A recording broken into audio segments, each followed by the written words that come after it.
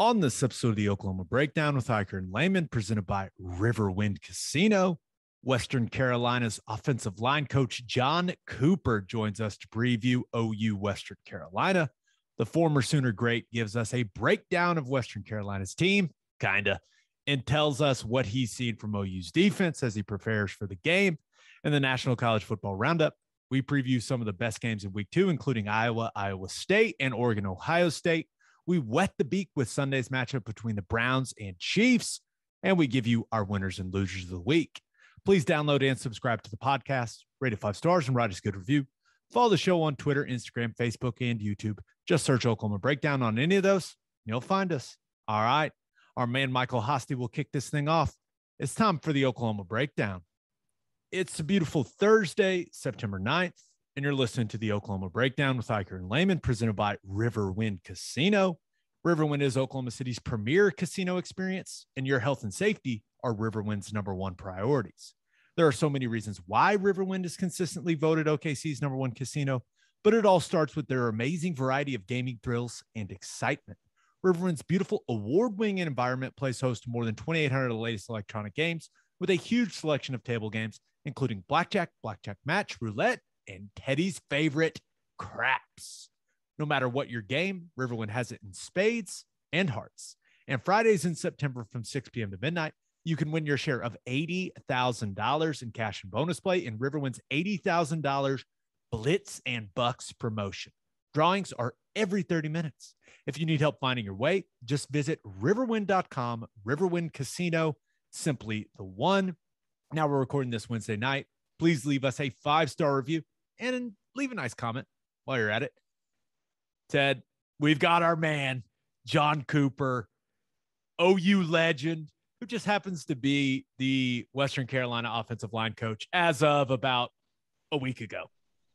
Crazy how stuff like that works out, but awesome. Horrible circumstances, no doubt, but awesome that he's there. Great coach, hell of a player, hell of a guy. So yeah, it's great to catch up with him a little bit, and not not that he's withholding insight from us. He just hasn't been there long enough to know anything about the team. I've got some notes about their squad. I feel like I know more about their defense than he does after watching every snap they put on tape against Eastern Kentucky. But hey, he's just trying to learn everyone's names. You guys are really going to enjoy that interview. So Ted, let's just get to the OU football stuff. I mean, we've got no time to waste here. First, I cannot wait to see the stadium full. Last week was weird. It was just, I don't know how else to describe it. And it had nothing to do with the game being close, right? It was weird from the start. No energy in the stadium, not a ton of energy on the sideline. It was the complete opposite of what we're used to seeing for an Oklahoma football game. I can't wait for that stadium to be back to normal on Saturday night. I am pumped. Totally agree. It honestly, it felt like a spring game or like a game day dress rehearsal or something. It was weird. And that's not a shot at the fans, because holiday weekend, short turnaround, all of those things, it's just kind of what it was. But like the band was wearing like t-shirt and shorts and sneaker. It was just everything was weird about the whole deal. So yeah, they're going with a pretty intricate striping of the stadium. Do you think it's going to go well? I have faith in the Oklahoma fans. And one of the reasons I have faith is because the game is actually on September 11th, and it's the 20th anniversary of September 11th. They're striping the stadium to honor the 20th anniversary of September 11th. You do not want to be the person that messes up your section. You arrive in the section, everyone else has crimson on. You're wearing a white shirt. You're like, oh no, you can't be that person. You can't. You got to double up somehow and wear both. If you're unsure, wear both and peel a layer during the game. Yeah, just bring both. If you're not sure. Also, I'm pretty sure they've got the diagram there on Soonersports.com. So If you're unsure, go check that out. You do not want to be the person in your section wearing the wrong color. That's embarrassing. Yeah. That's crazy though. 20 years. That's going to be an awesome atmosphere. I remember the atmosphere whenever we first came back and played after that weekend, and they canceled all the games across the country. That was an awesome atmosphere too. So it's going to be cool. Yeah. So heard what Lincoln had to say to you and Toby there on the coach's show. Sounds like it's been, I'd say, a rough week of practice for the guys. I was wondering how to take whenever he said that we've had a couple of guys have out of body experiences. Like what exactly does he mean by that? Was someone getting ripped so hard that it's like, what is happening right now? Was it like conditioning where did they say, we're going to run? If we can't play a full game, we must not be in shape. Let's get on the line and get some conditioning in. I'm not sure exactly what it was, but it doesn't sound fun, but it sounds familiar. Yeah. At least they won. Yeah. Ooh. Okay. So I did Coach's Corner Wednesday. Few little tidbits of information from that. We had John Finley on there. I thought this was interesting. So they're clearly putting a lot on Austin Stogner, Jeremiah Hall, and Braden Willis, right? Veteran guys that, they expect a lot from, and you're seeing them lean on those three guys. Saw a lot of snaps with two of them on the field, saw several snaps with all three of them out there together. And so I was curious. I was like, man, those guys are extremely important. So I asked John about, God forbid something happens to one of them, do you have another guy? And the guy that he mentioned that he would put out there was Jackson Sumlin, right? And I know a lot of OU fans saw him and what he did in the spring game are like, okay, this kid looks like he's got a little bit of something. But I thought that was really interesting. He said he's working extremely hard, worked really hard in the summer on his body, also on understanding the system, said he's constantly taking notes in meetings, asking questions, doing all the right things. So said that he wouldn't hesitate putting him out there if something were to happen to Stogner, Hall, or Willis. I was like, okay, Jackson Sumlin, that a way to make your mark. That's good. It's a deep group, deep position group. And I feel like what's so unique about them is there's three guys. They could all play any of the like single spots, right? You could play them on the inline tight end, split out, H-back in the backfield, but all three are different. I mean, it's totally unique that you have three guys that can play the exact same position in all three different positions, but they all bring something totally different to the table. And to hear that you've got some extra depth behind that, because Stogner's had his issues. We understand that.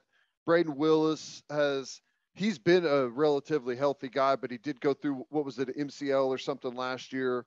So it is nice to always have some extra depth there. And I love whenever they have those guys out on the field. I think it is a position of strength for us. I think it's a mismatch. I think it's a good extra way to give us some different blocking concepts and some size and some strength on the edge. So I love that. Yeah. And also had Roy Manning on Coach's Corner. I would say that's about as edgy as I've ever seen Roy. You can tell, man. Usually super positive about everyone. And he, along with, I think, the rest of the defensive staff, they're still pissed off about last weekend. I mean, that was my read on the situation. And I am very interested to see what it looks like on the defensive side of the ball. And I know it's Western Carolina, right? What are we actually going to learn? Maybe not much, but if that guy has that attitude, the rest of that defensive staff is absolutely getting after the guys. So I thought that was very interesting, Ted. Yeah, a lot of times you could I think you could tell how the game went the week before by the amount of rasp in Coach Manning's voice at the time. He can get pretty difficult to understand at times when he gets the real coach's voice that's 3/4 of the way gone. So yeah, I'm liking it though. I think that they've got it's whenever you have a team that doesn't play well and you coach a position group that has some good depth, that's whenever you can get some guys' attention seriously, because you don't feel bad about rotating someone else in. You don't feel bad about taking someone's reps away if they're not performing out there on the field and giving them to someone else. Yeah, and I straight up asked him, right, because I knew he played all 6 of his guys. I said, when you went back and watched the tape, who stood out to you? And he didn't hesitate. He said Latrell McCutcheon. The youngster. He said he didn't get a ton of plays, but when he was out there, he flashed and he made plays. And when you get your opportunities, you got to make the most of it. And that's exactly what McCutcheon did. And the fans noticed. You and I noticed on the broadcast. Roy Manning noticed. Alex Grinch is noticing. So I don't know how much more McCutcheon will see, but I think he's going to be on the field more after his coach said, hey, that's the guy that stood out when it comes to all 6 of those guys. So I expect to see a little more number 7 out there this week. There's always a sliding scale of how you grade guys. You always want someone to be assignment sound across the board, no mental mistakes, no busts, totally locked in. But sometimes you get that player, but there's no production there. So you have to find the balance between a guy that he may make a mental error here or there, but the production when he's on the field, he finds the football, he makes plays, he's a factor on a way more plays than the guy that is just marking off the list doing what I'm supposed to do. So you got to find that balance. If you got guys that are playmakers that are a little more risky, you've got to find a way to still get them involved somehow. Yeah, and I'll say this about McCutcheon, and Roy hinted at it. Dude plays fast, right?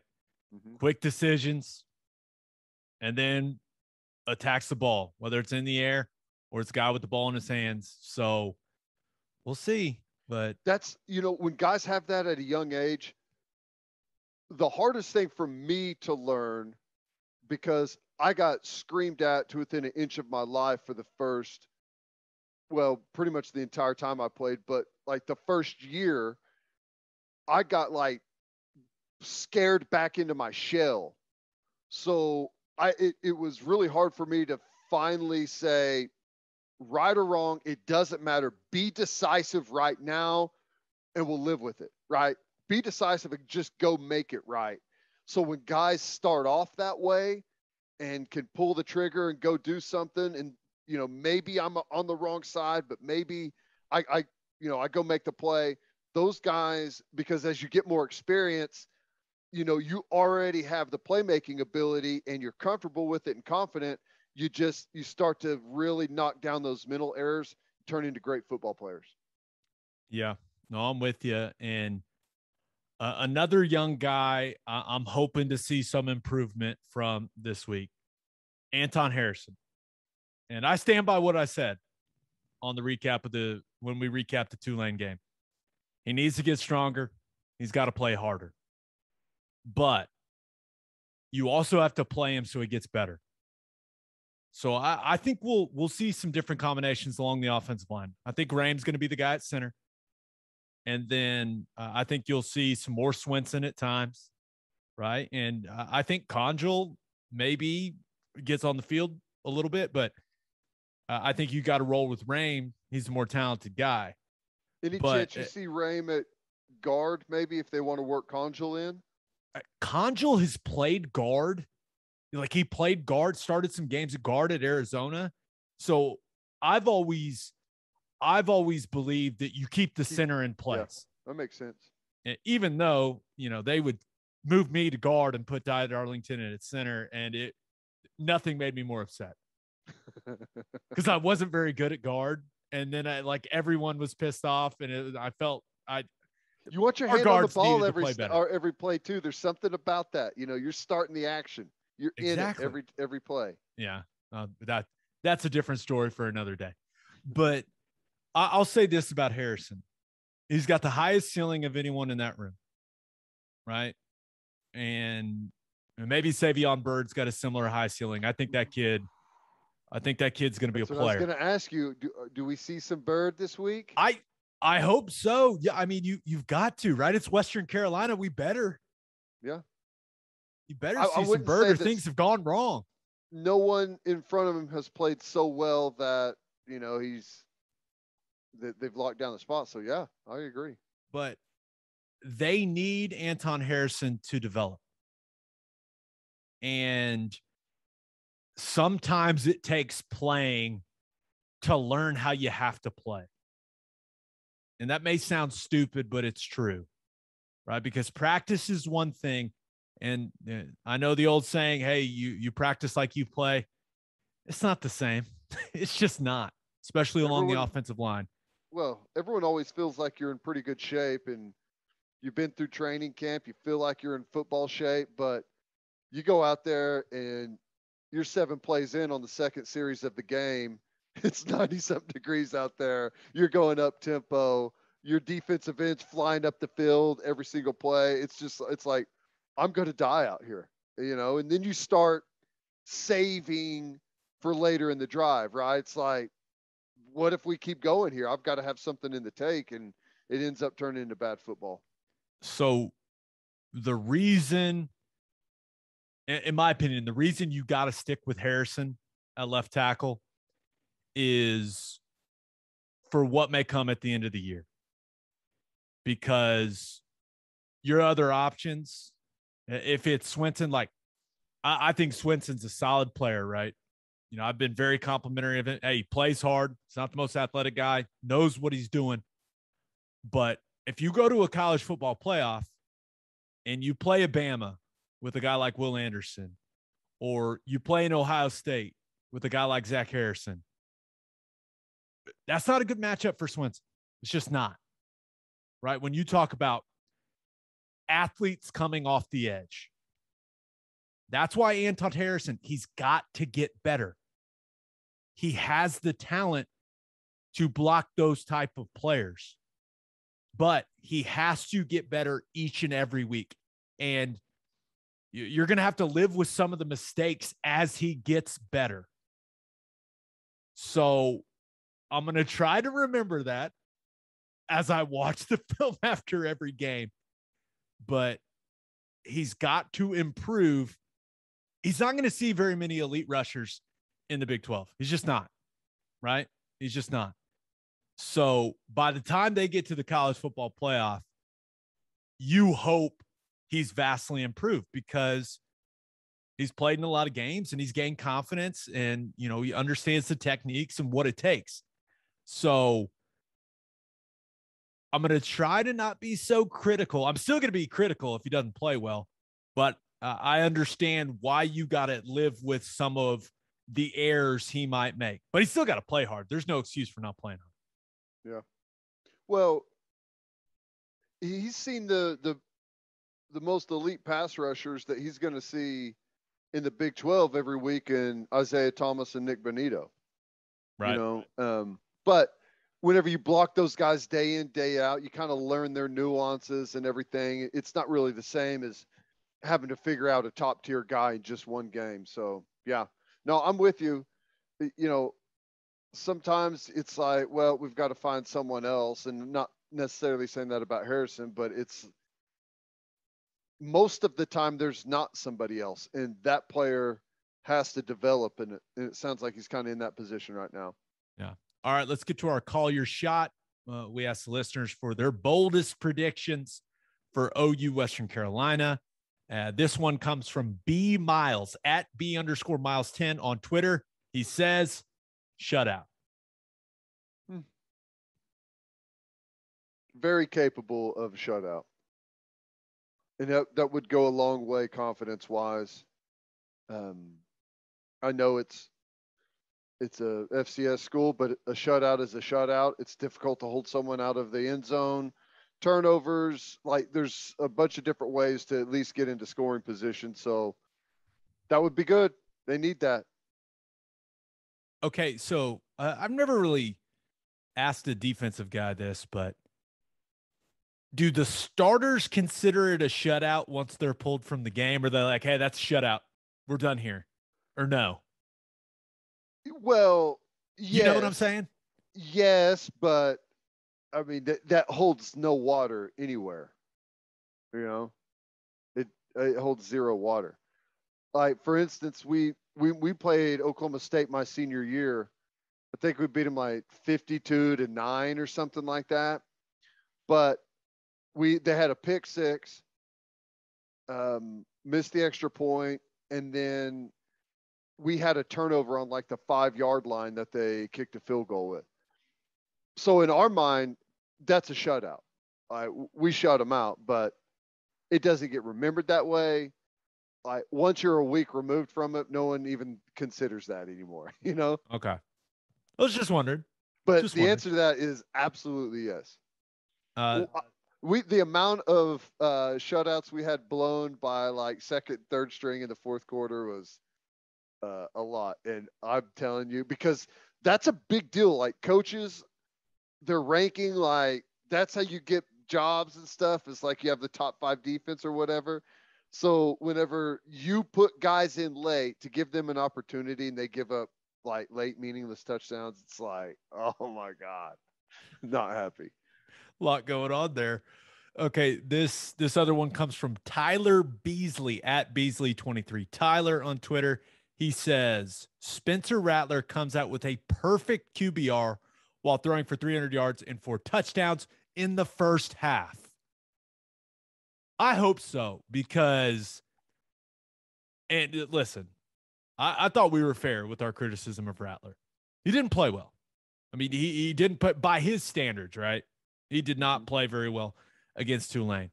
But all of this, they need to roll with Caleb Williams now, stuff like it's ridiculous, man. I mean, it's absolutely ridiculous. So I do hope that Rattler comes out there and looks polished and is efficient and is spreading the ball around, looks accurate, all of those things, because, dude, we can't, I don't know if I can take another week of OU fans saying that Caleb Williams needs to be the starter right away. I don't know if I can do it, man. That would know how it goes. The backup quarterback's always the most beloved guy.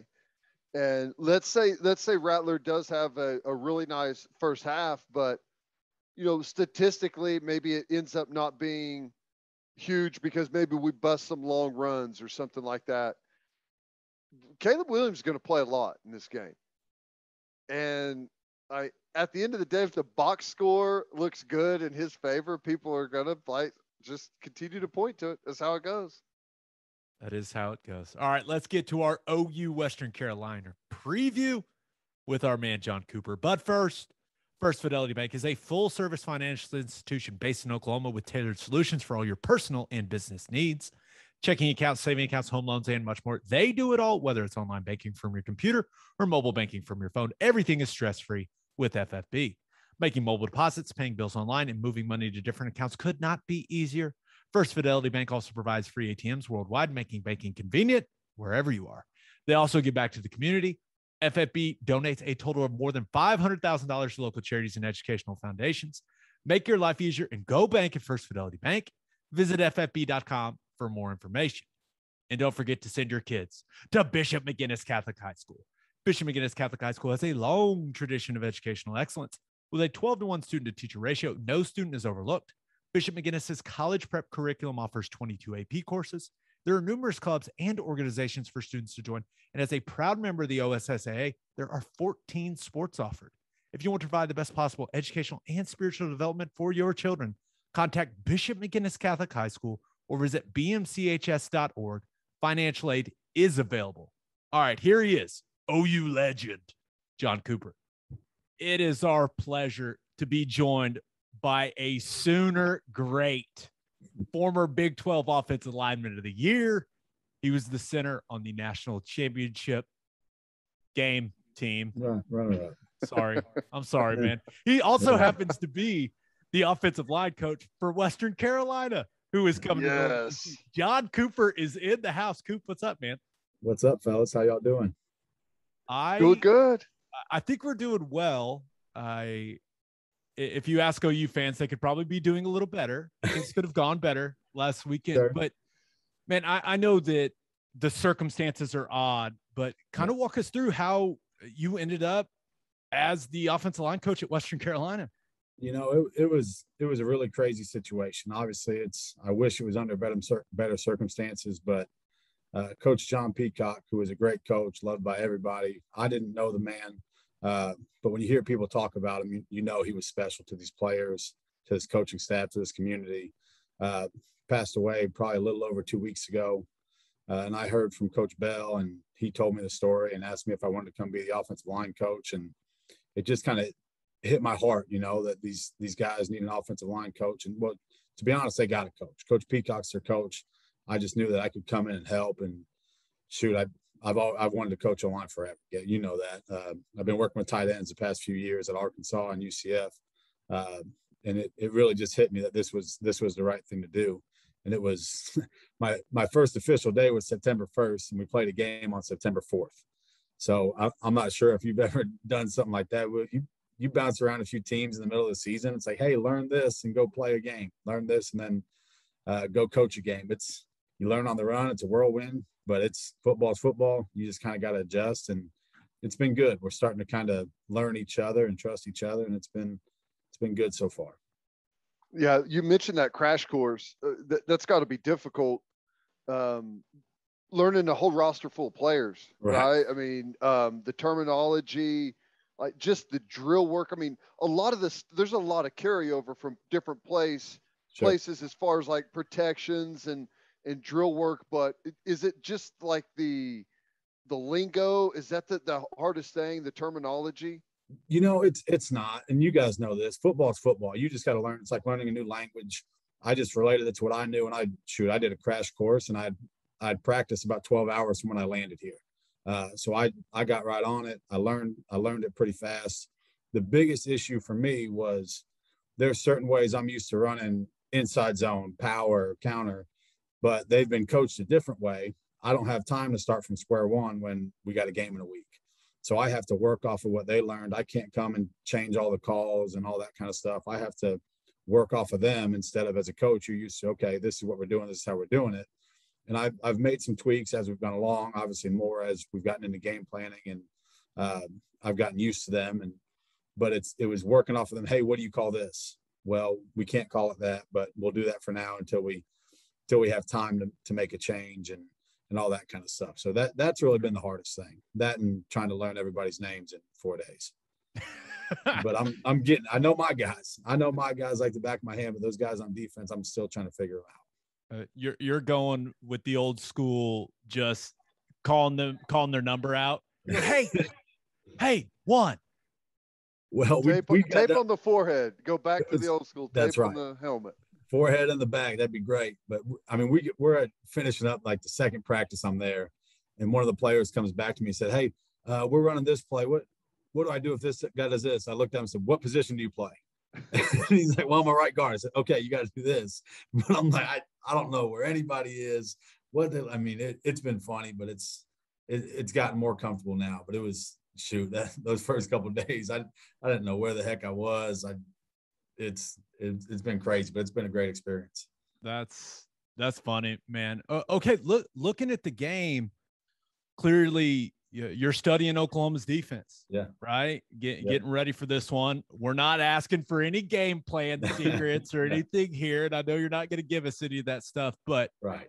When you were watching that tape, that Tulane game, what kind of stood out to you, positive, negative, from OU's defense? Because clearly not the type of performance that that coaching staff was expecting or those players were expecting, but still a talented group, man. Oh, no doubt. And guys, you guys know this, and I know that, but winning football games is hard. And I'm not watching their offense, but I watch the game, most of it on TV. When you can go an entire game and not punt, you're having some success. But defensively, I mean, they had some pretty obvious busts early in the game that were just little mental mistakes, but on defense, you have one mental mistake and you're playing man coverage, shoot, it's a touchdown. I mean, it is what it is. There's simple fixes, things that I know they're going to get fixed, that they covered better later on in the game. But shoot, when I was at UCF, we had Tulane in the American Conference. They're a good football team. Okay, I told you, I mean, they got some guys on that offensive line that are good football players. Obviously, that quarterback did a heck of a job. They're a good football team, and to go out and score 40 points on them isn't easy. And again, I know that's not what a lot of OU fans want to hear or expect, which is good. High expectations are a great thing, but to not punt, to score 40 points, to win the football game, and to see, it's not like they were misfitting a bunch of runs. They weren't in the wrong gaps a whole lot. They caused disruption. They got after the quarterback. The quarterback made some great plays. They made some great catches, some contested catches, and the things that were big plays or touchdowns for the most part are simple fixes that us as a coaching staff are like, yeah, do we want to do that and say they're going to do it again? Well, we might try, but at the same time, it's like, well, they're going to get it fixed. What compliments can those kind of things, just we're not going to sit here and be like, well, they're not going to cover the back if we do that. Yeah, they probably will. So the three of us are pretty lucky. Like, we all played on really good teams. That's right.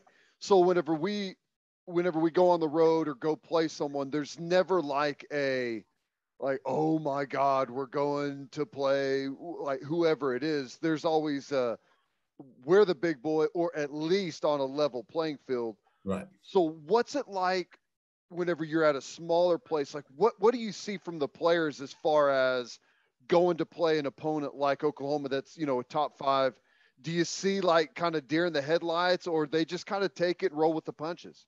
We've got, obviously with COVID, we've got some guys that have been here 6 years. They've played North Carolina. They've played Alabama. They've played some big time teams. So I'm not sure they've got those big eyes. Some of the young guys, they will. And you can tell practice has been different. You guys know how it is when we play Texas. You can just feel it at practice. It's been different, which is good. But I mean, there's nervousness before every game. I think there's a lot of excitement. They know there's going to be a bunch of crowds. A bunch of people in the crowd, be a great environment. But I look at them, I say, guys, look, I played there. Look at me. I'm not intimidating. I played there for 4 years, and you guys would beat the hell out of me. So just trust yourself, understand, watch the tape, know that you belong, and they do. I've got a confident group of guys on the O-line. Again, I don't know many of the guys on the defense name, but offensively, we got some confident guys. We got some guys that have played in big-time games at this level, played in Division II national championships, those type of things, to where it's different. And I think once you kind of get that first snap, that first hit, whether it's like a national championship game, once it's out of the way, it's just football. And once you, as an offensive lineman, once you have some success and block a guy and realize that, okay, this guy's a really good player, but he's not Superman, that I think then you can kind of settle in. Yeah. Looking at y'all's offense, Coop, I watched all of the Eastern Kentucky game, and the quarterback, Rogan Wells, number 11, he's fun to watch, man. Certainly you guys drop back a lot. You want to throw it around. That's what Coach Bell wants to do, but he can do a little damage with his legs. Like what have you seen from him in the couple of weeks you've been there? He's the best part about him is it doesn't matter. And again, a lot of this is hearsay because I've been around him for 10 days or whatever, 14, I don't know what it's been yet, but he's the same guy, whether practice is going good, practice is going great. He doesn't show a whole bunch of emotion, but he's a leader. He's calm. Again, the typical, prototypical coach speak, calm, cool, and collected, but he is. He's been around a bunch of those guys from Valdosta State since they played in the national championship, and they just say, it doesn't matter. He is who he is. He steps up in the most big-time games, but just as a player, he gets us in the right things a lot to where he's going to know where he's hot, or he's going to know where his answer is, or just against Oklahoma, he's going to know where Nick Benito is. He's going to know it. So he's going to have that feel to where he's going to help us stay ahead of the chains, not getting third and long, again, as much as we can help it, get the ball out quick, get us in the right run play if we need to. What's the etiquette between staffs? Because everyone on this coaching staff, like, right. You played with DeMarco, which, by the way, did you tell them that whenever you tell them you played at OU that you put DeMarco in the rear naked choke that one day in the indoor? I haven't gotten to that story yet. That was great. But like, what's the etiquette on game day? Is there like radio silence, like we just don't talk, we don't text, we don't anything, or is there some trash talk going on? Oh shoot! I mean, you know how close Joe, John, and I are. We've been texting every day. It's been fun. As soon as I got the job, I text him. I said, "Hey, you guys started on Western Carolina yet? Because if you got a game plan, I just shoot it to me real quick, no reason." And that was before I told him I had the job. So it's been fun. There's been. It's not like trash talk if, I was at Alabama or something, but it's been fun. I haven't talked to everybody there, but man, I'm excited to see them, give them hugs before the game, and then hopefully go step on their throat. I love you. You gotta respect the attitude, Ted. I love it. I love it. The competition. Absolutely. I love it. Coop. Now, I know you may not know their names, but I assume you know their numbers by this point in time when it comes to the defensive guys. As I watched the defense against Eastern Kentucky for WCU, number 0 kept showing up. Yeah. And that dude, I mean, he's not very big, right? No. He's y'all's nickel, Jalen Floyd. Yeah. He's my favorite player on the entire football team that y'all got. That dude arrives fast and with bad intentions, man. Like, I'm excited to watch that dude play. No, he's a good player. Again, I wouldn't have been able to tell you his name. I did know number 0. I don't know all the numbers over there. I'm still trying to figure out all our receivers and running backs. I'm getting it. It's getting close, but we got some guys that can fly around, make plays, and play with confidence. Again, that's always the biggest difference, right? You get the guys that go to Oklahoma or Ohio State or Alabama or any of the blue blood programs. They're going to have the measurables, right?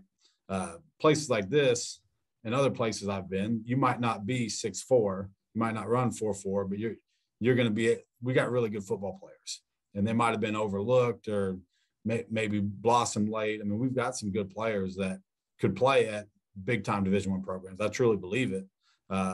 But for whatever reason, maybe they started playing football late. Maybe they grew 3 inches after high school. Those type of things. We've got some of those guys. We got. I don't know. There's a couple guys I think on our team that'll have a shot at the next level. I truly believe it just from watching them for a couple weeks. But the defense does a good job at flying around, kind of not really a creating havoc defense, but they're going to get to their spots and they're going to play fast. And I think that's what they're going to have to do against Oklahoma. They're going to have to play fast, and again, they're going to have to rattle Spencer Rattler a little bit, no pun intended, but they're going to have to get to him. They're going to have to make some mistakes. So since you've kind of got a history with a lot of like the guys on this offensive staff, did you have to get up in front of the team and give a scouting report or anything? Did they tab you as that guy? No, Coach hadn't even mentioned it yet. I say I don't know their names. I bet half the defensive guys look at me like, I still don't know who this guy is that's at practice all the time.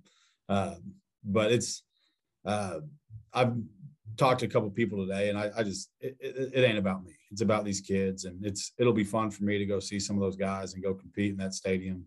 But it's not about me. It's about these kids, and to go out and have a good experience and go compete against some of the best. These guys that have NFL dreams, that want to see where they stack up. This is what it is, and not giving them divisions of Granger or anything that, hey, we're going to go and step on their throat or dominate them or anything. But shoot, you get a chance to go win your one-on-one every single play, and hundreds of thousands, if not millions of people are going to watch the football game. So you want a chance to showcase and say you were overlooked, prove it. Sorry, my automatic light went off in my office. That was great. People that watch this on YouTube are going to love that. It's like you went into witness protection real quick.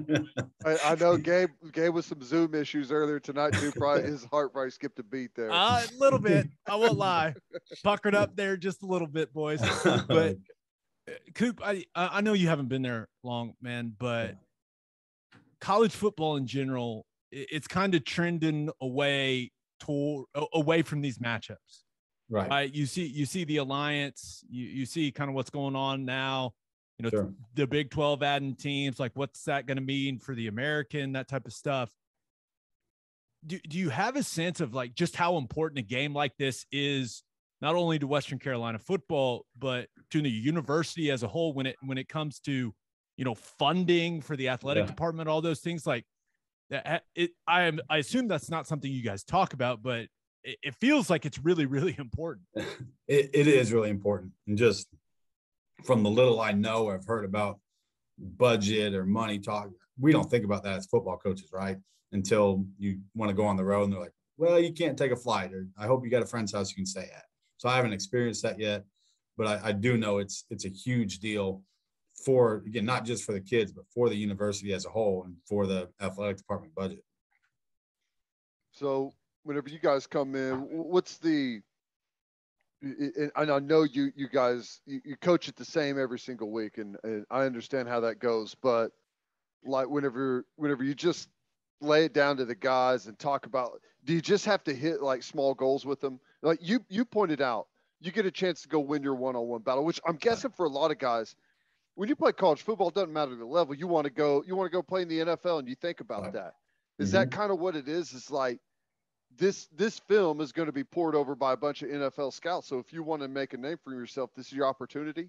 That's exactly right. And it's hard to say that on the offensive line. Gabe, it's five guys all the time. As much as this defense moves around, it's not always a one-on-one, right? You got double teams, you got combinations, all those things. But at the same time, you got to beat the guy across from you, and you got to understand what to expect and when to expect it, and put your eyes in the right place and go have success every single play. Are you going to get beat? Yes. You're going to get beat against conference teams. You're going to get beat against the best teams all the time, but you got to understand, if you win more than you lose, shoot, you're going to put 45, 50 good plays on tape. That's a lot. And if you do that against a team like Oklahoma, people are going to notice, and we're going to have success as a team. If everybody has a little bit of individual success, and sometimes it lines up to 10, 11 guys at the same time, we're going to have some success, and then it builds confidence. Then you have more success as a team. And then again, kind of that awestruck mentality might wear off a little bit, to where it's like, well, shoot, I can block this guy, or I can get open, I can make this throw. And once that hits, then you can have a little more success. And again, it kind of fades the big lights of it. Coop, what are the percentage chances that you go to the wrong sideline initially? When you jog out. I mean, because you've played here, you've coached here.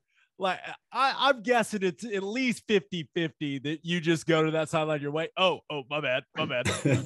After halftime, I might follow Beatonbow out. I just might get used to it and start asking him what we're thinking for the second half, for the first play. But hopefully, I only get halfway. Did you ever have to stay in that horrible locker room? I've never seen it. I've had people asking me what it looks like. I don't know. I had to spend 2 off seasons in that horrible thing. I had to spend an off season. My first off season when they were redoing the facility. Yeah, summer, spin it in there. Terrible. Not great. Not great. That's good. Well, Coop, I would say I'd go see Jim Hillis, but he's gone. I'll go see Scott. I know. Jim, I mean, just so selfish of him to retire after such a lengthy career. Correct. Ridiculous. What's he gonna do? Play golf? Yeah, I don't even think he golfs. But dude, I wish you good luck. I think. I hope you guys play well. I will say, perfect. I've watched every snap of your O-line. I like the left guard. Thank you. He can play a little bit. He can play a little bit. So I'm gonna have my eye on him. But man, it's awesome. It's always awesome getting to talk to you. And no matter how the game goes, welcome home, buddy. Thanks, pal. I appreciate it. You're the man. All right, guys. Dude. Appreciate it. He might not know that many guys on their team, Ted, but that O-line, he'll have that O-line right. No, they'll be coached up. I don't even know if he's going to know those guys. Going to be a lot of number calling out there, which is fine, but it's not going to take him long to get settled in and not only be a good offensive line coach for him, but a great resource, just offense in general. The dude has played in great offenses, GA position coach, been around some of the best offenses in college football. Yeah. So a little information about some of their best players. Rogan Wells, number 11, quarterback, better athlete than he looks. Mm-hmm. He's going to try to throw it around, but he can also run a little bit, had some explosive runs in their game against Eastern Kentucky. Their best wide receiver, number 2, Raphael Williams, had a nice game in their opener.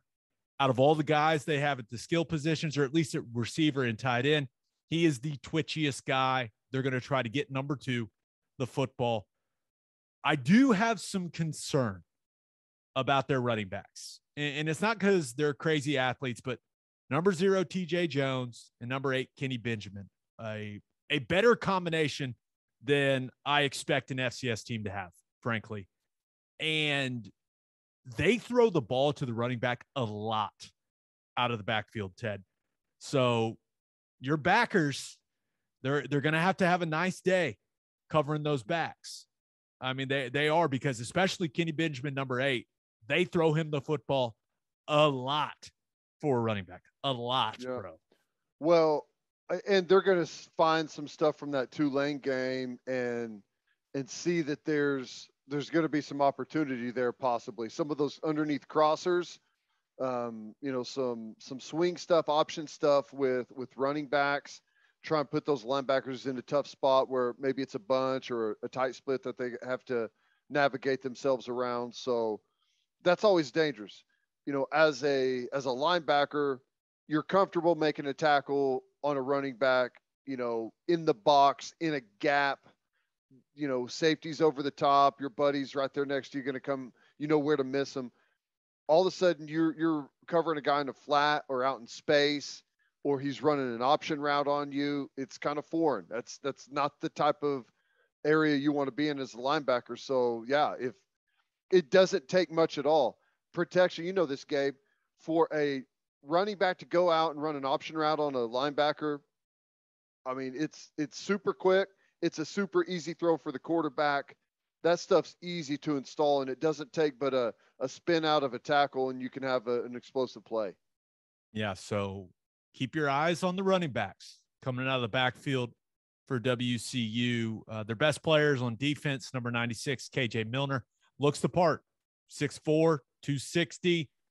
At defensive end, I mean, he's going to look like he belongs physically. I like their linebackers. Number 1, Ivan Hogans. Number 9, Kareem Taylor. Both transfers, both very productive. One's 6 foot, the other one's 6'2". They're both 220 pounds, and they both can run. I mean, they are the modern-looking linebacker, maybe a little thinner, but they looked apart. And then 2 guys in the back end, I like. Coop mentioned him. Number 0, Ted. You're going to love Jalen Floyd, man. Mm-hmm. He's going to remind you he's a smaller version, but his style, he's going to remind you of a certain nickel from Baylor. A little Petrie action. He's a mini Petrie. That's awesome. He flies around, bro. I mean, honey badger is a type guy, seeking missile. He is your type of guy. I'm telling you right now. And then number 21, Andreas Keaton, true freshman, ton of length. I don't know how he's at Western Carolina with the way he looks. He's a little skinny, but I don't know what's going on there. He's got the makeup. He looks like how you want a freshman defensive back to look. Little skinny, but he'll fill out that frame. I wouldn't be surprised if he's one of those guys that transfers to an FBS school in the future. I like that they've got a good pair of inside backers. The kids at Tulane played really well. They were good. So we're going to see some good linebackers this season from a bunch of different teams. So the fact that, we're going to have to block those guys up and deal with them here in the non-conference is good gear up for the season, the conference slate. Yeah. All right, let's get to the National College Football Roundup. But first, do you own a business? If you do, you need Insurica in your life. Insurica is one of the country's largest insurance brokers with 30 offices throughout Oklahoma, Texas, and the Southwest. Insurica is able to customize programs by accessing the latest information from the insurance carriers. They compare and contrast coverage offerings and pricing in order to design a cost-effective, comprehensive program to meet your business's specific needs. Insurica's clients become best-in-class businesses by working with Insurica's team of advisors to manage risk. Purchasing insurance is only one way to protect your business. Best-in-class businesses win by avoiding a loss in the first place. If your business partners with Insurica, you'll save huge amounts of money and take back control of your total cost of risk. I'm an Insurica client, and you should be too if your business wants to be best in class. Connect with Insurica at insurica.com. That's INSURICA.com. And guys, summer is here, and you know what that means. It's hard seltzer season, baby. And there's only one hard seltzer we drink on this podcast, and that is Sonic Hard Seltzer from Coop Ale Works. Okay. There's been a change. Yes, I said it. Sonic Hard Seltzer from Coop Ale Works. It's perfect for any occasion. We drink it by the pool, at the lake, and at the tailgate. You can buy 12 packs of the iconic Sonic drive-in flavors like cherry limeade and ocean water, or you can grab a citrus variety pack or a tropical variety pack. Ooh, sounds nice. Find it at your local grocery, convenience, and liquor stores. How you feel about it? We did Will and Wiley for so long that it's another Coop Ale Works product. And the change, it came from the highest levels, Ted. I love it. Load me up with some cherry limeade all day long. They're absolutely delightful. Love it. So drink them at the OU tailgate this weekend. Tag us, tag Coop Ale Works. Let them know that we changed the ad read. I said we were changing it, so there we go. I drink so many Will and Wileys though. What's gonna happen to them? I'm scared. Okay, National College Football Roundup. Got to start with this game, right? The Turnpike rivalry. That's what they call it, right? They call it the Turnpike something. Yeah. It's weird when you try and it's almost like they tried to commercialize the game into a rivalry. You can't do that. It's got to naturally play out on the field. But last year was a good one. Don't know if this year is going to be a good one, but they got a little bit of a rivalry going on. I like it. I wish we played Tulsa every year. Yeah, you've said that a lot. So Tulsa traveling to Stillwater to take on Oklahoma State. Two teams that did not start the season off the way that they wanted. Tulsa, and I know they had some guys suspended there for the first half, but goodness, man. I mean, losing to UC Davis, it's awful. I don't know what else to say. Davis Brin did not look good at quarterback for the Golden Hurricane in that one. And Oklahoma State didn't look much better, right? They got the win, though. That's important. Tulsa lost. Oklahoma State at least won over Missouri State. But I am excited to not watch Shane Illingworth play football, hopefully. I'm excited to watch this new and improved Spencer Sanders Mike Gundy has been talking about. Now, I don't think it's been confirmed that he's playing. I'm going to choose to believe that he is, but had to miss the opener for what sounds like COVID. So maybe Deneric Prince and Shamari Brooks in that Tulsa running game can make this one interesting. I don't really see that happening against that Oklahoma State defense. I have a feeling, Ted, that we're going to see Spencer Sanders. He's going to look good, and Oklahoma State's going to destroy the Golden Hurricane. That's what I envision. If they don't, they've got issues. And I heard all the talk all off season about, boy, Gundy really likes this team. There must be something special. Well, they didn't look like it in their opener, which, there's a lot of teams that did not look good in their opener, but I continue to wait on Spencer Sanders. Show it to me. Just show it to me. I don't care if it's against Tulsa. That's fine. I'm okay with that. Just show it to me. I'm waiting. It's 3 years now. I'm waiting. Show it to me. It's a perfect opportunity. Rivalry game, baby. That's right. That's right. I really hope he plays well because I hope he plays. Let's start with I hope he plays.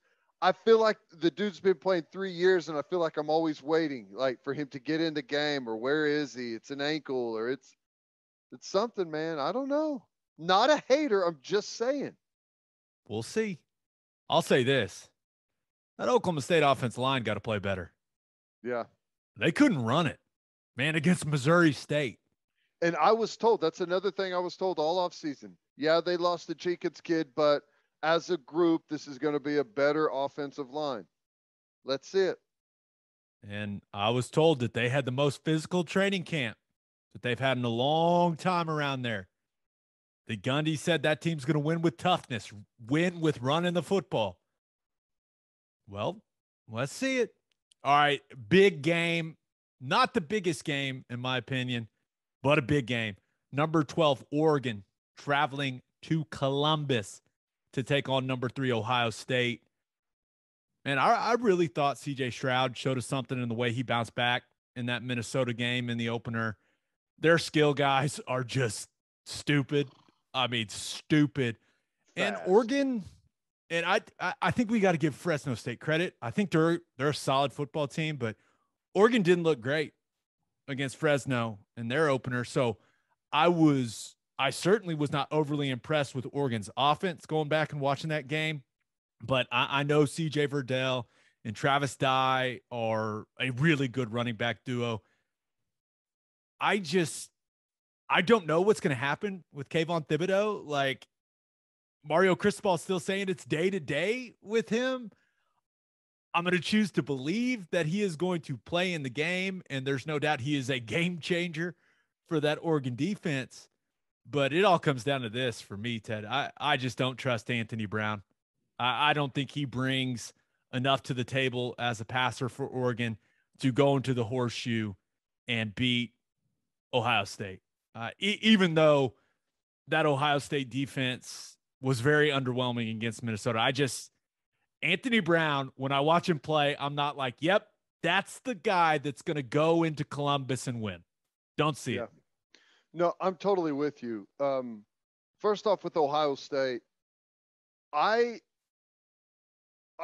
giving them more credit than I think most people are. You mentioned it with C.J. Stroud. I thought he showed some real resilience. For your first start, I mentioned it Sunday. That was a hornet's nest. Minnesota was ready to play that football game. They had a great game plan. They played their tails off. The crowd was fantastic. That's a tough first start, and I thought he performed well. Got off to a slow start, not a bad start, but a slow start, and ended up looking really good. Thibodeau ain't playing. Man, someone rolled up on his leg, and he got scared of the draft money. He walked off the field. It is, well, I was going to say impossible. It's not impossible. If you walk off the field, you can almost always continue to play.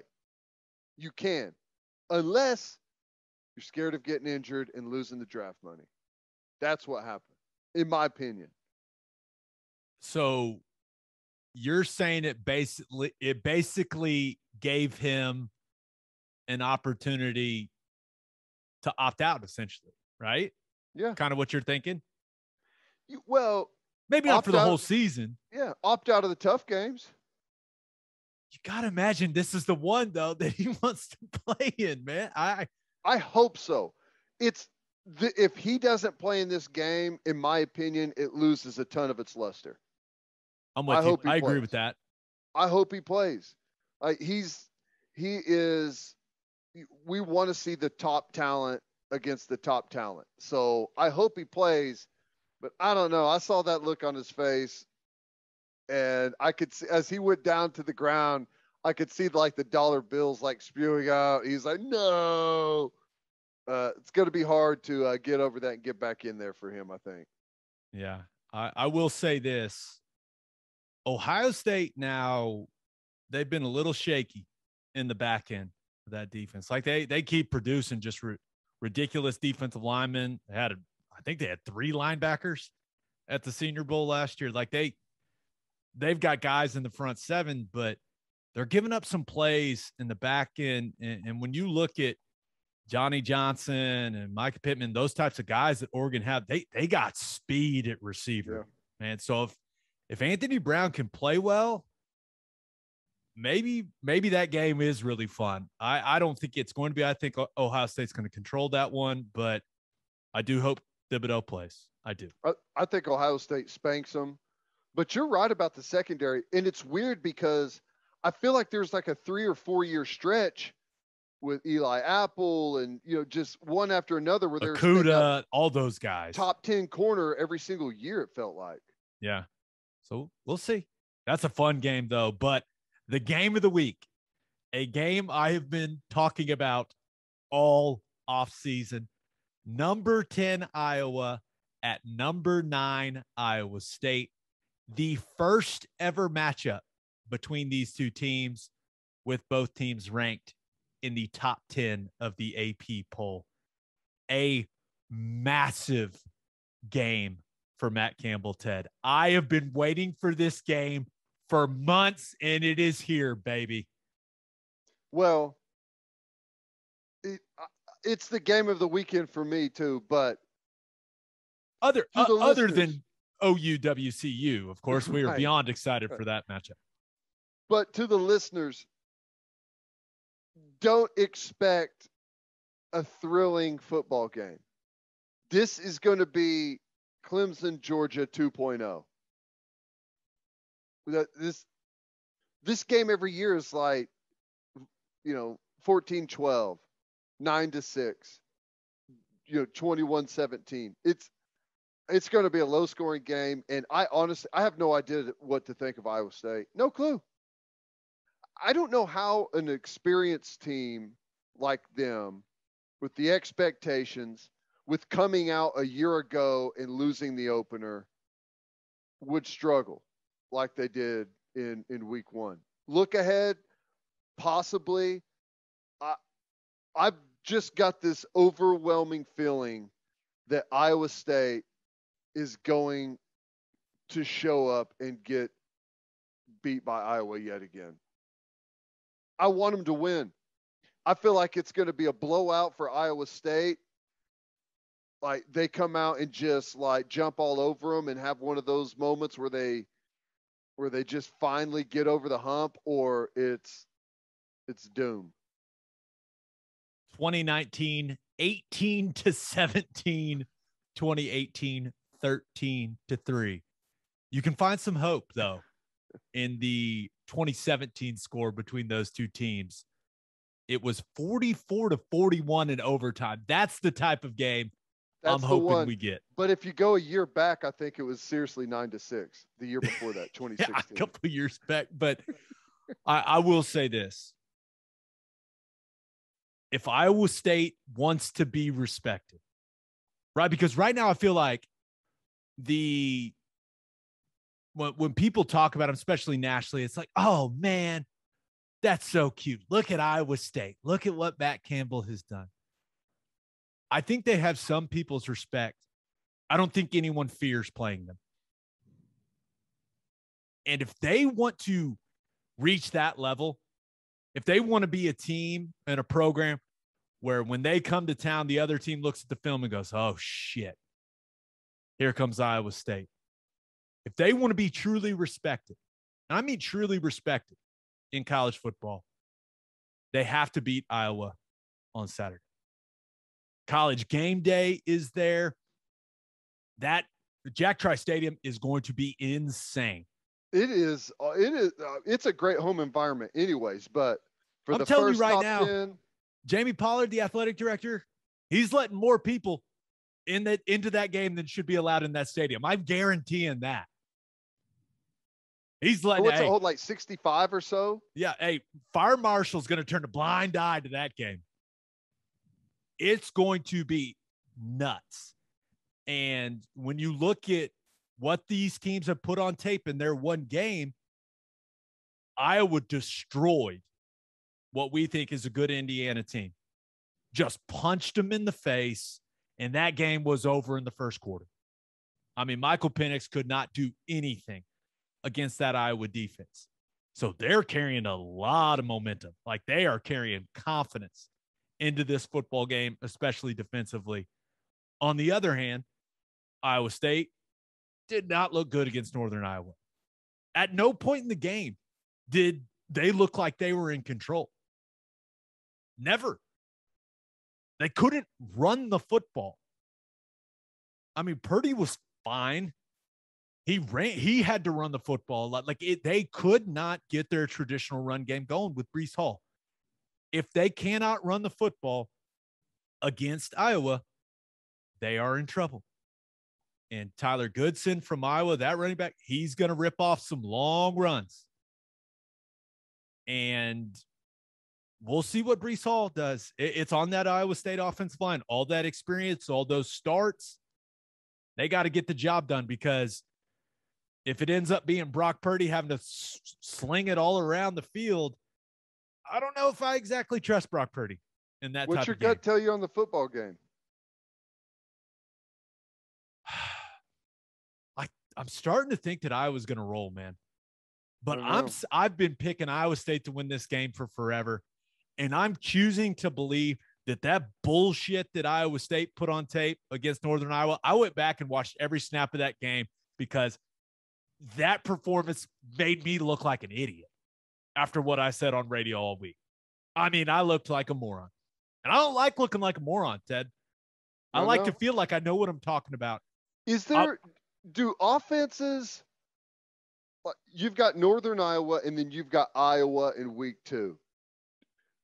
Top 10 matchup. You know it's going to be a huge game. You know it's your. I know where you're going with this. You got to be able to run your base stuff, man.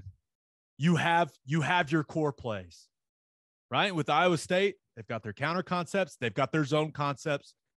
It's what they run. Should be able to line up and run inside zone. If you can't do it against Northern Iowa, I don't care what shifts and motions you use. I don't care what different personnel groupings. They were getting whooped at the point of attack by Northern Iowa. I watched the game.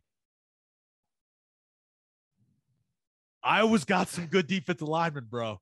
So I think it's going to be a rock fight, but I'm sticking to it. I'm sticking to the fact that I believe in Matt Campbell. I do. And if he's not going to beat Iowa this year, then when? Well, it hadn't happened yet. We'll see. And also, Iowa, Spencer Petras. No, I mean, that's a horrible quarterback name. Spencer's a horrible. Oh, sorry. Wait a second. Oh gosh, what did you just do? But I'm with you, dude. I've been saying the same thing about Iowa State since last year. I thought they were a great team last year, but they sucked at the beginning of the year last year too. Game 1 looked good in game 3, but I don't know. My gut right now tells me Iowa's going to win the football game.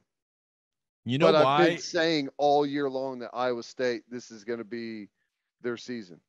You know why I want to pick Iowa? Well, if you're like me, you want to pick Iowa. Yeah. Why? You know why? Have you seen their center play?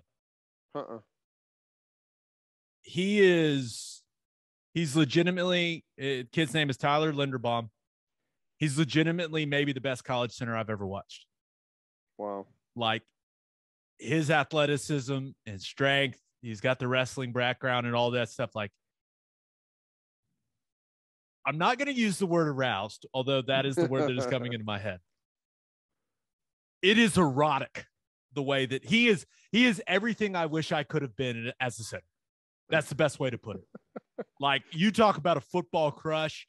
If you watch this game, watch the center from Iowa. I'm sure they'll talk about him a ton on the broadcast. My girl Holly Rowe is going to be part of the broadcast. I know she's going to have some feature dialed up. She loves offensive linemen. Watch Linderbaum. The kid is the standard for the center position in college football right now. Wow. First rounder, no doubt in my mind. That's awesome. They put out some linemen, man. Say what you want about Iowa and being a Big Ten school with no speed, but that strength and conditioning program there has put out some beast on the line of scrimmage. They get results in their strength and conditioning program. Yeah. I'm sticking with Iowa State. Don't like it one bit. All right. The return of Wet the Beak, Dad. Let's go. But first, are you unhappy with the surface around your pool? Are you not pleased with your patio? Soft Rock specializes in installing safe rubber surfacing for pools, patios, gym floors, and other outdoor spaces. Soft Rock's rubber safety surfacing provides a long-lasting surface that is impact and slip resistant, fully customizable, and virtually indestructible.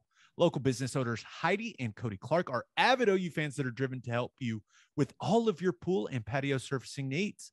Visit softrock.com/OKC. That's SOFTROC.com/OKC for more information. The Clarks also own The Driveway Company. The Driveway Company has tailored solutions to eliminate all your driveway problems. They can repair cracks, clean and seal your rotting grass-filled joints to prevent water damage, ultimately saving you thousands of dollars in future repairs. Visit thedrivewaycompany.com/OKC for all of your driveway repair needs. Learn more about Soft Rock and the Driveway Company by visiting their Facebook and Instagram pages or by calling 405-294-9834. And if you are looking to buy or sell a house in the OKC metro area, I just used the Ronaldo Cloud Group to sell my old house, and it was so easy and stress-free. Stacia Ronaldo and Maddie Cloud are with Sage Sotheby's International Realty. They believe in prompt communication, an honest relationship, and a luxury service, and that's exactly what they gave me. You can reach them by emailing Stacia at stacia@sagesir.com. That's STACIA@SAGESIR.com. Or you can contact them on Instagram at @soldbystacia and @soldbymaddie_. You will not regret using them. Ted, it's time to wet the beak. And the NFL season, I'm so excited I can't even say NFL. The NFL season kicks off Thursday. Got a great game between the Dallas Cowboys and the Tampa Bay Buccaneers, the defending champs with Tom Brady. But you look at the week 1 NFL slate, and there's no doubt Cowboys Bucks is good. You got some great games. You know, Pittsburgh at Buffalo, Kyler and the Cardinals going to Nashville to take on the Titans. I'm interested to see Chicago travel to take on the Rams. Now that Stafford's the quarterback, that's Sunday Night Football. But the juiciest of all the games, definitely Baker and the Cleveland Browns traveling to take on Patrick Mahomes and the Chiefs. Ted, the Chiefs are currently a 6-point favorite at home at Arrowhead Stadium, who now has a weird sponsor. I'm still just going to call it Arrowhead Stadium. I'm sorry, whoever sponsored the stadium. But what do you think about that one? Fun week 1 game. Damn. Yeah, there's a bunch of really good week 1 games. I love how the NFL schedules. I think it's going to be a fascinating game. I can't wait to watch Baker in this one. I can't wait to watch. This is the year for them. People talking about Baker, or excuse me, Cleveland and a Super Bowl. What? It's crazy. Just a short amount of time what he's done there. Kansas City, we all know that they're fantastic. Mahomes, everyone knows the whole thing with the Chiefs. I'll just tell you right now. The Browns win the football game outright. Ooh. Mm-hmm. Say what? Yeah, they win the football game outright. You, sir, are bold. So you're going money line Browns. You don't even want the 6. Mm-mm. No. Gosh. Browns win the football game. Dude, Baker, you know this. Baker is, I don't want to say front runner, but when he's got his confidence and he's got his team behind him, dare I say city behind him, this is exactly what he's looking for. He plays the best in games like this.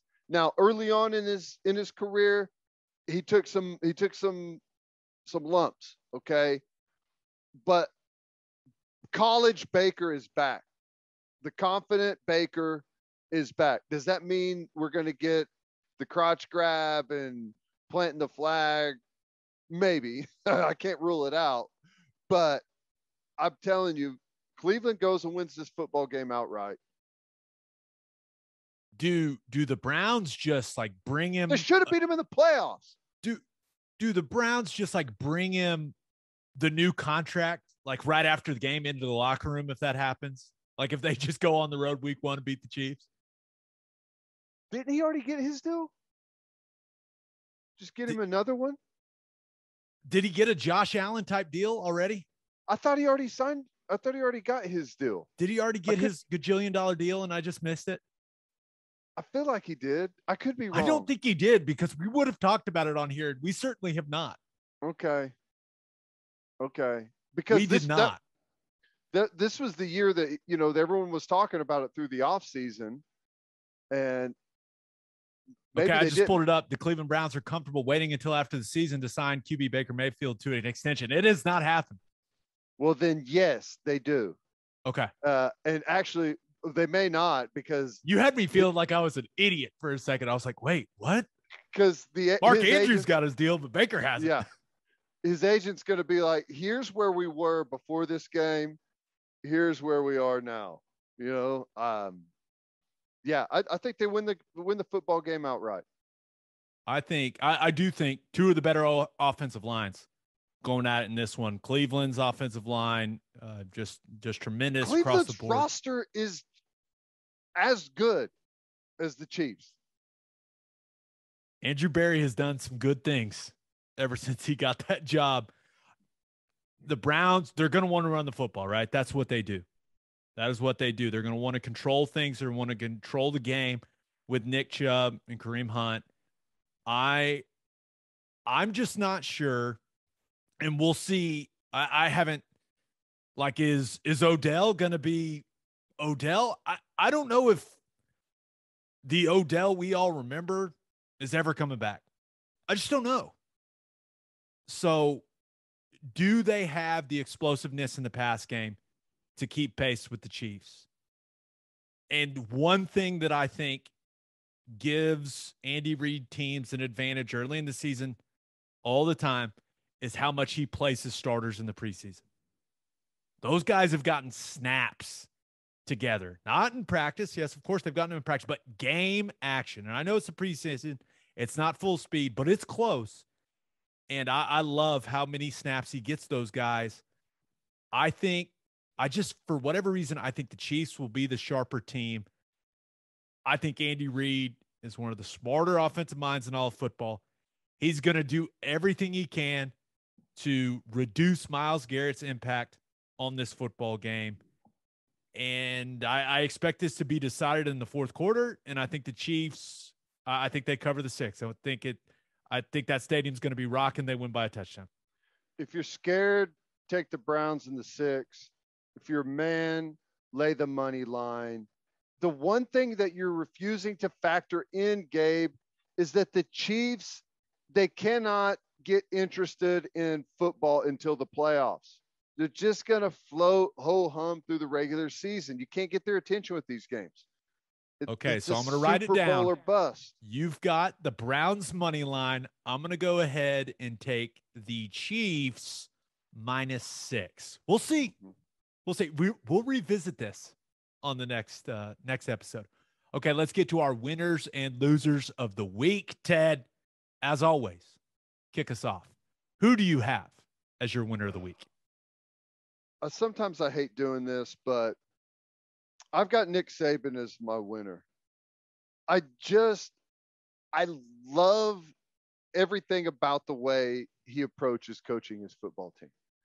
And they go out, they get a great win in week 1. They look fantastic. And right on cue, he starts bitching about his football team and the way that they play and the way that they practice. And I love it. Here's the quote. It kind of reminded people of the rat poison quote, but he was asked about whether they were prepared, or he was talking about whether they were prepared to practice. And he said, maybe it's that they read on social media or in the media or whatever after one half of a game this season. And then it was hot yesterday. So we have every external factor in the world that's affecting our ability to maintain intensity and play the way we need to play and practice the way we need to practice. The scoreboard affects us. Who we're playing affects us. The heat affects us. The media, what you guys write every day affects us. So to me, we have to prove we can play, maintain intensity, and do things the way that we're supposed to do it. And he goes on, and it's kind of like the same stuff. Do people care enough to understand what we have to do to maintain our level of play? It's just, I love it. there's never an inch, there's never a moment to just say, all right, that was good. Let's we can exhale a little bit. We got that one out of the way. No, it's like right back on the grind. I love it. I absolutely love it. He also, and I've talked to some guys that have played for him that won national championships, right? And then come back the next year, right? And he goes with all right, this team is, you guys are not national champions. Last year's team, national champions. But this team, not national champions. Haven't done anything. He goes with that, like week after week. And dude, the buy-in he gets from those guys, he's a sorcerer, man. You don't have a choice. You don't have a choice but to buy in. Like, buy in or be left behind. I love it. No one has produced results like that, man. So you got no choice. We've talked about this a lot, but that he's coached at since he's been at Alabama, that he starting with his first recruiting class, there's not been one player there not win a national championship, correct? I believe that is the stat. Yes, the That's insane. So yeah, the guys listen to it. God, they looked so good against Miami. I know it. I mean, what are we even playing the season for? I mean, they looked. Maybe they'll have some injuries. I don't know, but they looked. God, they look good. Okay, who do you have as your loser of the week? Okay, maybe there's an explanation for this. If there is, excuse me for my ignorance. But my loser is Major League Baseball. I pretty typically say that Major League Baseball sucks at almost everything that they do. The greatest players in Major League Baseball, no one knows who they are. They don't market their guys. Ohtani's having the season, maybe the greatest season in the history of the sport. The average person walking around the streets has no clue who the hell he even is, who he plays for, never heard of the guy. And like, there's not even another season ever that matches up with what he's doing right now. And then one of the only players that people do know who he is Derek Jeter. And Derek Jeter is giving his Hall of Fame induction speech on a 1:00 on a Wednesday afternoon. What are they doing? Okay, so I was flipping through, right? And we had just got done taping Coach's Corner. I was like, oh, Derek Jeter's on the TV. That's weird. I was like, there's no way that's live. Like, I'll catch the highlights later or something. You know, like maybe that's from yesterday. Maybe I just missed it. What are they doing? How is that possible? Now, I will give a shout out to Jeets for bashing the one person that didn't vote him in for the unanimous Hall of Fame induction during his speech. But you know what I'm saying? Like, I'm not crazy, right? That it's Derek Jeter. It's one of the most well-known baseball players ever. That should be like your Hall of Fame deal should be like an ordeal. Like the NFL has a Hall of Fame game where it's a whole weekend and there's a ton of guys there and they make a big production of it. What are they doing? How is this possible? Wednesday afternoon. This feels like something maybe we don't know enough about. I mean, we're not baseball guys. We're not. True. I love going to the OKC Dodgers games and drinking beer. But there may be a perfectly reasonable explanation, but they need to change it. If they ever want to grow their sport and grow their audience, these are the things that you need to make a deal of and get people to watch so they have a little bit of interest in your sport. Yeah. I was very, very, very confused. I was like, what's Derek Jeter talking about in the middle of the afternoon? That's weird. Huh? I didn't think anything of it. I was like, oh, I must miss that. That's weird. Now I got to go on YouTube and find a speech because didn't catch it. The only thing that Major League Baseball has ever gotten right that I can remember was the Field of Dreams game. But that is sweet. That's about the only thing. That was awesome. Yeah. They're going to continue to do that, I hope. Or you know what? It's Major League Baseball, so they'll probably not do it again. Yeah. I got it out of the way. We did all right. We'll never do it again. Ted, new sponsor alert. Oh. Ted, where do winners stop on road trips? If they like great beef jerky, if they like ice cold fountain drinks, my guess would be Love's. Love's Travel Stops. That is right. Love's has over 560 locations in 41 states, offering 24-hour access to clean and safe places. If you're road tripping to the OU or OSU game this weekend, make sure you stop at Love's Travel Stops. Whatever your road trip needs are, Love's has it. Of course, you can purchase your fuel at Love's, but they also have restaurant offerings, fresh fruit, all the snacks in the world, drinks, and my favorite, Java Amore. That's right. The coffee there is fantastic. Love's also has you covered. If you forget your phone charger or headphones, they've expanded their mobile to-go zone so you can grab any of that stuff there. If you're making a long trip, you can always stay at one of the 19 hotels Love's operates across the country. Make sure you download the Love's Connect app for exclusive offers from today's most popular brands. The Love's Connect app also includes a route planner and store locator. When you see that red neon heart on the highway, stop in and say hi at Love's Travel Stops. For a full list of what Love's has to offer, visit loves.com. It's a good one, huh? I love it. Can we get a shout out in that read to Love's brand gummy worms? You know how I am.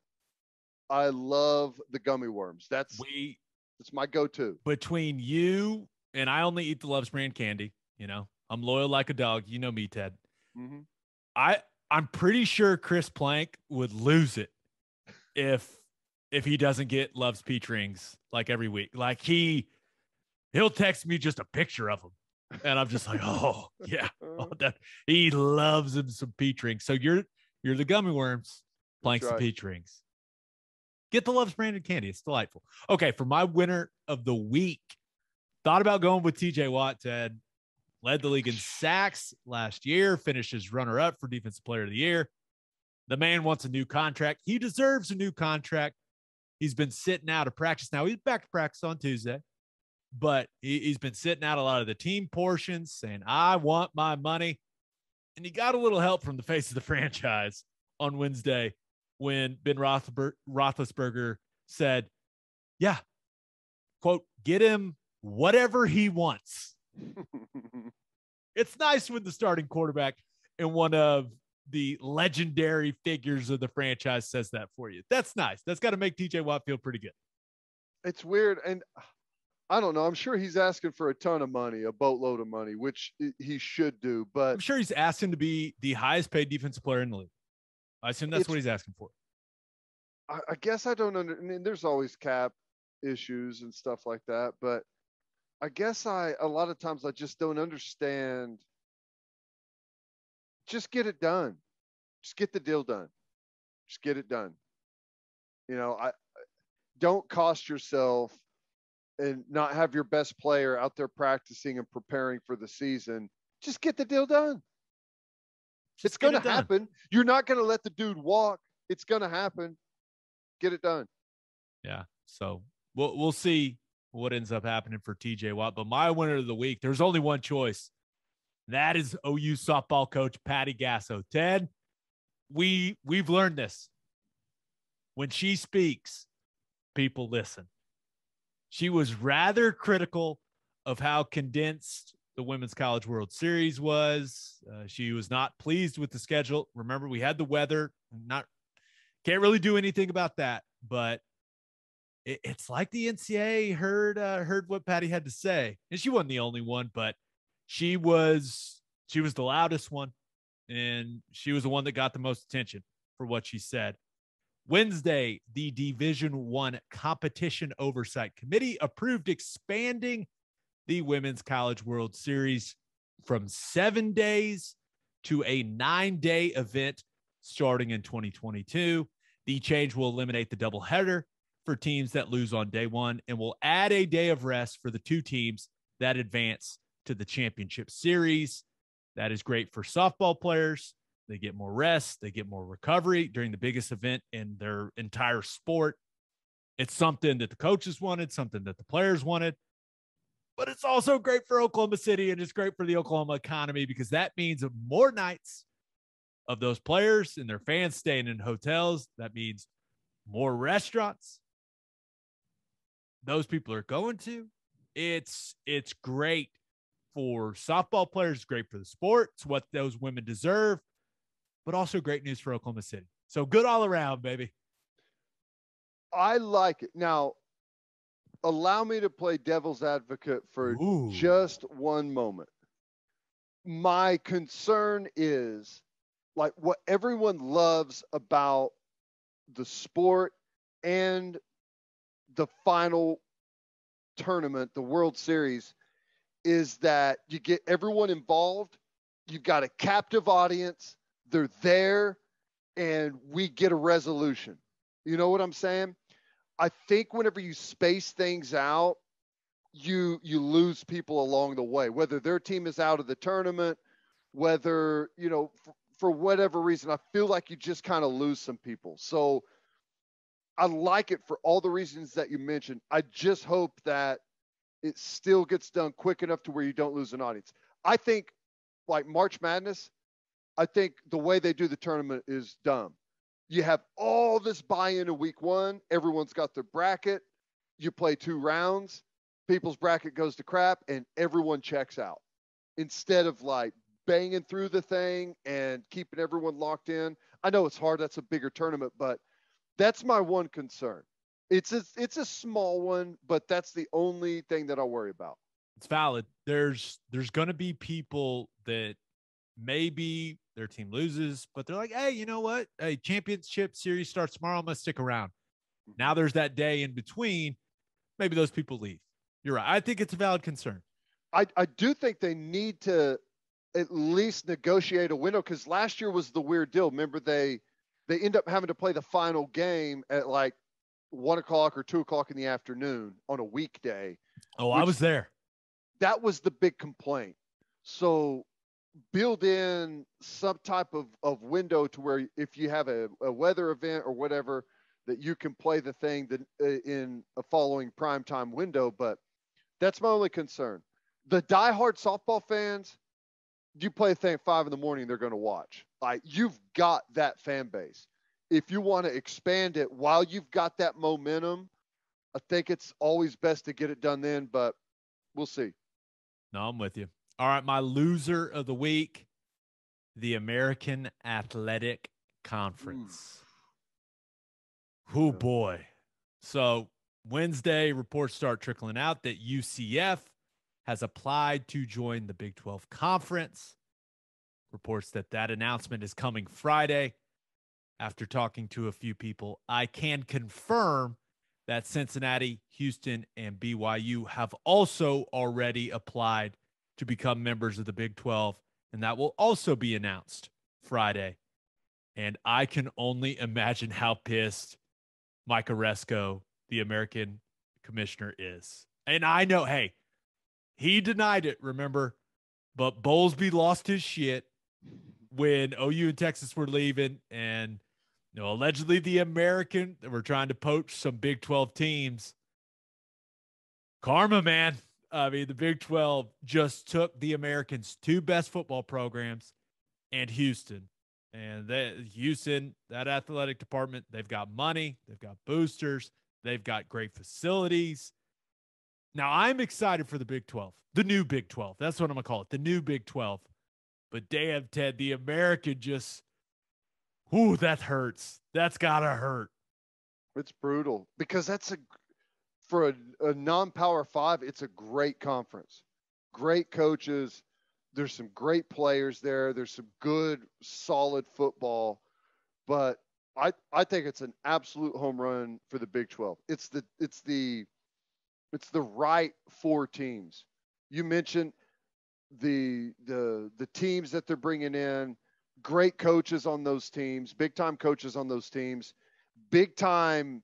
Like you get Ohio, which is big football, big population. You get Florida, big football state, big population, big group of athletes. Houston, obviously, big TV market. BYU's got a national following. Total home run for the Big 12. Losing Oklahoma and Texas, this is the best that they could have done. So the fact that they locked it up, it's big. Yeah, those four teams, they don't even come close to being OU in Texas when it comes to a television revenue standpoint, right? The Big 12 teams are all going to take less. I mean, it's just that's the way it's going to be.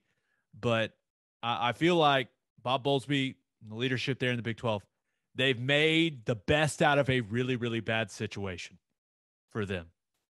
And the Pac-12 saying, hey, no, we're good, we're not expanding, gave them an opportunity to go out and add really good schools, and that's exactly what they did. So they deserve credit for that. And I will say this, and I know I've said it before, but the new Big 12 conference, when I look at the teams, I mean, you add Cincinnati, who is, in my opinion, the best group of five football program right now. UCF close as well. But when you look at what that new conference, the new Big 12 is going to look like from a football perspective, I do think it can be the most entertaining, competitive, and exciting league in the country. It's not going to be the best football. That's the SEC. I mean, there's no doubt. But, Ted, I do think some people, some college football fans, they're tired of Clemson winning the ACC every year. They're tired of OU winning the Big 12 every year. They're tired of Bama winning everything every year. This looks like a league to me where you can go into it each and every year and be like, hey, man, 5 or 6 different teams may be able to win the league this year. And you just don't really get that in college football anymore. So I think the new Big 12 could be a lot of fun, dude.